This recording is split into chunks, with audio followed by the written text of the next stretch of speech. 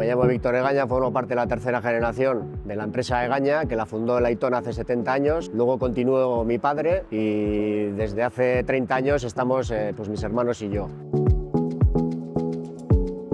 El grupo Egaña se dedica a resolver problemas de vibraciones. Para ello fabricamos piezas de caucho metal que lo que hacen es amortiguar esas vibraciones tanto de las máquinas como del exterior que van a las máquinas.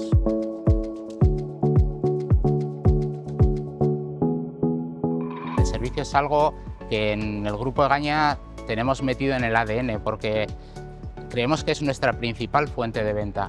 La gestión de dar un servicio en el cual el 80% de los pedidos se sirven en el día. Tenemos unos almacenes inteligentes que nos permiten sacar 100 bultos al día a cualquier lugar del mundo.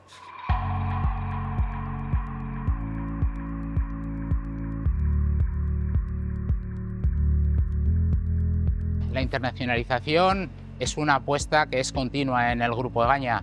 Este año hemos tenido un 38% de nuestras ventas fuera de España. Esas ventas van a cualquier lugar del mundo porque tenemos clientes en Asia, tenemos clientes en Sudáfrica, en América.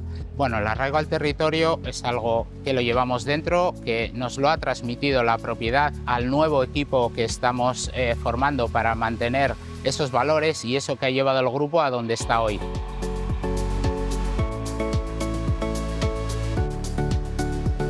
Gure lehiakortasuna lau faktore garrantzitsuetan oinarritzen da.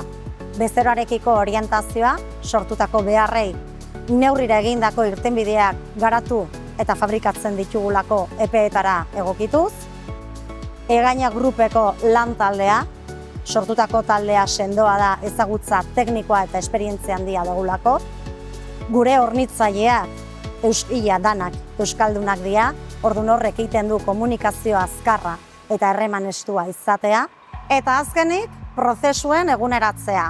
Nola lortzen dugu hori?